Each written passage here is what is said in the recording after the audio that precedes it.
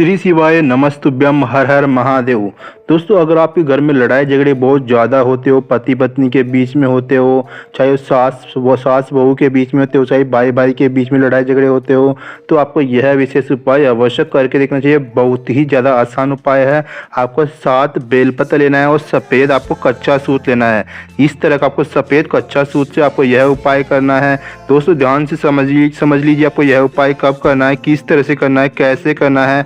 आपको यह उपाय अवश्य ध्यान से समझ कर के आपको यह उपाय करना है। पूज्य गुरुदेव ने अपनी शिव महापुराण की कथा में यह उपाय बताया है। शिव पुराण का यह उपाय अवश्य करके देखना है। पूज्य गुरुदेव ने अपनी शिव महापुराण की कथा में यह उपाय बताया गया है। दोस्तों, इस उपाय को अवश्य करके देखना है। इस उपाय को करने से कभी भी घर में लड़ाई झगड़े नहीं होती, चाहे पति पत्नी के बीच में होते हो, चाहे वो भाई भाई के बीच में होते हो, चाहे वो सास बहू के बीच में लड़ाई झगड़े हो, चाहे किसी के भी बीच में लड़ाई झगड़े होते हो, तो आपको यह विशेष उपाय अवश्य करके देखना चाहिए। बहुत ही ज़्यादा लाभदायक उपाय है। इस उपाय को करने के लिए आपको करना है कि आपको 7 बेलपत्र लेने हैं और थोड़ा सा आपको सफ़ेद कच्चा सूत लेना है। इस तरह का आपको सफ़ेद कच्चा जो सूत आता है उसको ले लेना है, लेकर के चले जाना भगवान महादेव जी के मंदिर में। भगवान महादेव जी के मंदिर में जाते समय इस बात का विशेष रूप से ध्यान रखना है कि बेलपत्र साफ एवं स्वच्छ होने चाहिए। इस बात का विशेष रूप से आपको ध्यान रखना है।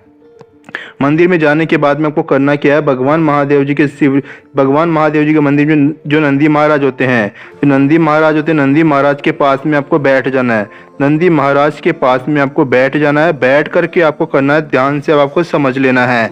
भगवान महादेव जी और माता पार्वती जी के नाम का स्मरण करते रहे। उसके साथ ही आपको कच्चे सफ़ेद सूत आप लेकर गए हो, उसकी एक माला बना लेनी है। जैसे कि जो निचोड़ डंडी होती है, इस तरह से एक डंडी से दूसरी डंडी में जोड़ते हुए आपको माला बना लेनी है। सभी की सभी पत्तियों की माला बना लेनी है। इनकी एक माला आपको बना लेनी है। सभी की सभी नीचे डंडियों को जोड़ते हुए आपको एक माला बना लेनी है। माला बना लेने के बाद में करना क्या है, माला बनाते समय इस बात का विशेष रूप से ध्यान रखना है कि आपको अपना नाम बोलना है और गोत्र बोलना है। आपको अपना नाम और गोत्र बोलते हुए आपको माला बना लेनी है कच्चे सफ़ेद सूत से। उसके बाद में करना क्या है, आपको चले जाना भगवान महादेव जी के शिवलिंग के पास में। शिवलिंग के पास में जाने के बाद में आपको करना क्या है, ये बीच वाली जो पत्ती है, ये जो बीच वाली जो पत्ती आप देख रहे हो, इन सभी की सभी पत्तियों पर आपको लगा लेना है लाल चंदन। आपको इन बीच वाली पत्ती पर आपको लाल चंदन आपको लगा लेना है। लाल चंदन लगा लेने के बाद में करना क्या है, ध्यान से आपको समझ लेना है। जो बीच वाली पत्ती है, उन सभी पत्तियों पर आपको लाल चंदन लगा लेना है। इस तरह से आपको लाल चंदन की एक बिंदी भी लगा सकते हो, चंदन अच्छे से भी लगा सकते हो।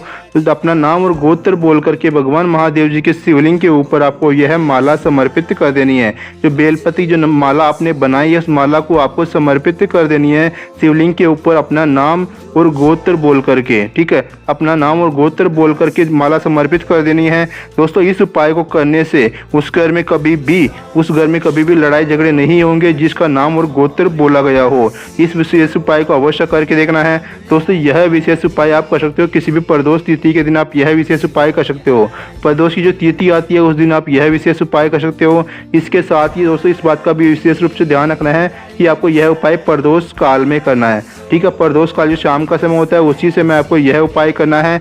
सबसे पहले करना क्या है, भगवान महादेव जी के मंदिर में आपको 7 बेलपत्र और थोड़ा सा लाल चंदन और साथ ही सफ़ेद कच्चा सूत आपको लेकर के भगवान महादेव जी के मंदिर में आपको चले जाना है। नंदी महाराज के पास में बैठ जाना है। बैठ करके आपको कच्चे और सफ़ेद सूत से आपको 7 बेलपत्र की एक माला बना लेनी है। माला बनाते समय आपका नाम और गोत्र बोलना है।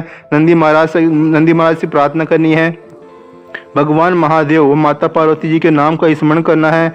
भगवान महादेव और माता पार्वती जी के नाम का स्मरण करते हुए आपको माला बना लेनी है।